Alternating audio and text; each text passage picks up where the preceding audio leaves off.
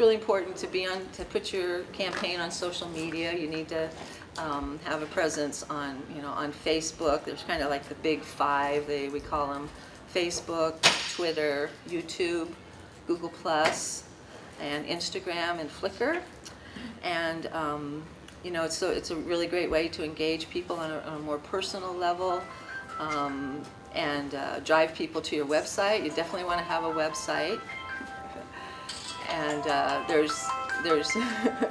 there's quite a few free applications now online for setting up websites, and they're very user-friendly, so you don't have to have a lot of experience to set them up, as long as you can write the content.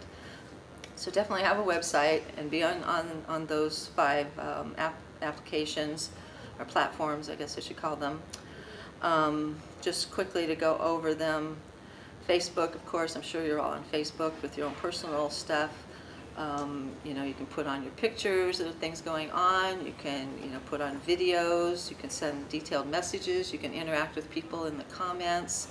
And recently, Facebook started live streaming, and some of you may have seen some of the live streaming that we're doing here this week. So that's really exciting, and you can do up to 4 hours of live streaming, and you can just do it from your phone. You don't have to have a fancy camera or anything. You just go on to your campaign Facebook page, and there's a place there when you go to post, it says, you want to post a picture, what do you want to do, and it has live video as one of the options. So you just choose that, and it'll say go live. And so that's a really great way to reach people, and it automatically lets everyone know who's liked your fan page that you're doing live video at that point, so they can go watch it. And it also records it, and it's there to play for forever. Let's see. And Twitter, of course. Anybody here not on Twitter or not know what it is?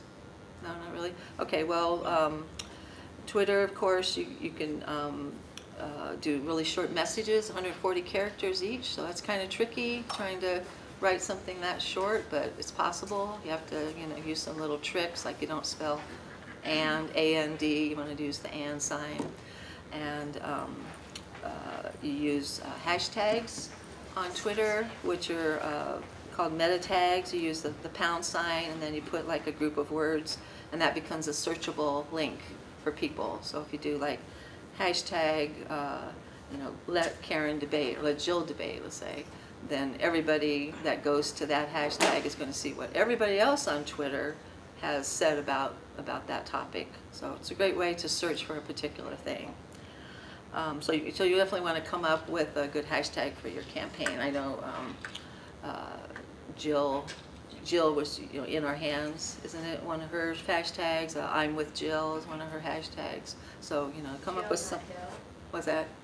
Jill not Hill. Yeah, that's a good one. So, definitely look into doing hashtags. You can, put in, if you're thinking about one, you just search for it. Is anyone else using it? You might want to find that some corporation is using that same one. It means something totally different, or so you might not want to use it, or a site that you might not want to associate with might might be using it. So you do a little research before you just decide to start using a hashtag. Let's see. YouTube is purely video, of course. Anytime you do a video, you should set up a YouTube page for yourself, YouTube channel they call it.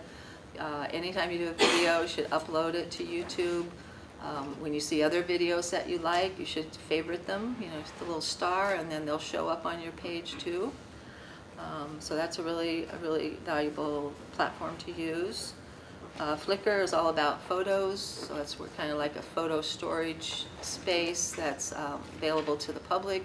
If you want to share your photos with everybody, you can put them in the Creative Commons, and then other folks can use them and just give you credit, but they can still use them, or you can make them copyrighted, where they have to, maybe pay for them or something. But I think most screens probably use Creative Commons. Google Plus has kind of been slow going, but some people really like it. It's starting to become more popular, so you can check that out. Let's see, did I get all of them? Flickr, YouTube, Twitter. Yeah, I think that's all. And then, Instagram is all about pictures too.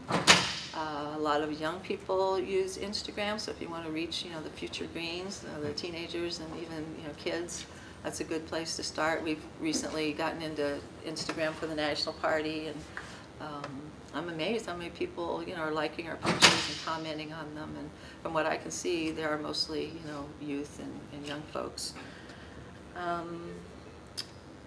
Let's see. You can also get on LinkedIn. I don't know if you're familiar with that. It's more for professional use, but the Green Party has a LinkedIn page, and it's not necessarily essential, but if you're able to, go ahead and set up a LinkedIn page too, because you can kind of draw a more professional crowd with that. There's some people that spend a lot of time on there. There's a couple applications you can use for posting to social media. I don't know if any of you have used Hootsuite or Buffer. Those are applications where you have, all of your Facebook, Twitter, LinkedIn. It's all on one screen, like in a column, and then you can take one posting and just send it to all of them at the same time. And if you have a team of people, or you have a social media manager, you give them access to it too, and then everybody has access to the same same social media platforms. Jill's using Hootsuite. Yeah. What was the other one you said? Oh, Buffer, B-U-F-F-E-R, Buffer. I think it's bufferapp.com, and Hootsuite is signup.hootsuite.com. HOOTSUITE.com. Yeah, you're welcome.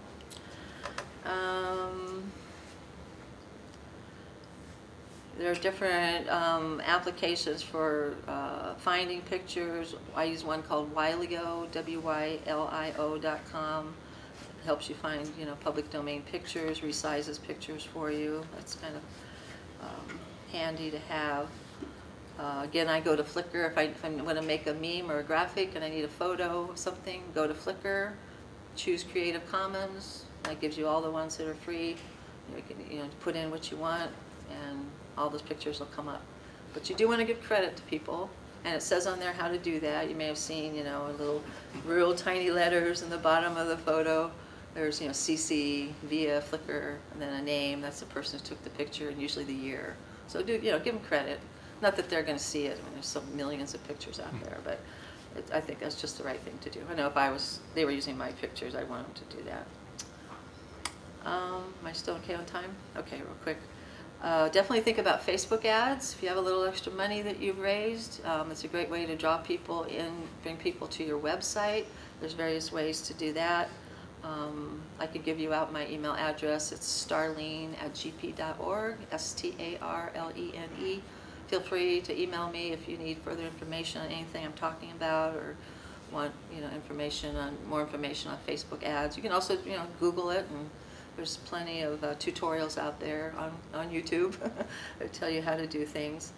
But Jill Stein's having amazing success with Facebook ads, bringing in probably thousands of people a day to the website.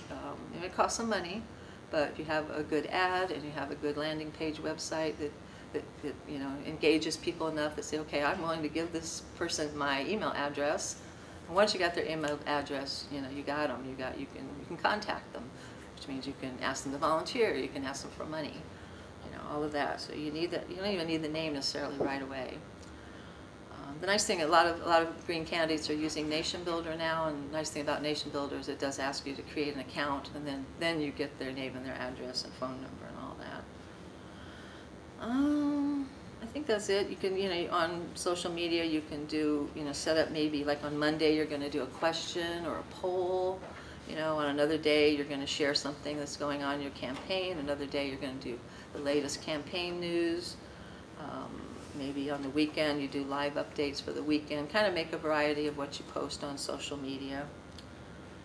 And definitely keep an eye on the comments. You want to engage people. Just don't let the comments go crazy and people are saying whatever they want. Sometimes you'll have to delete some of them because, they get rude, or they swear, or, they're, just trolling, and, you don't want other people to read those kinds of comments.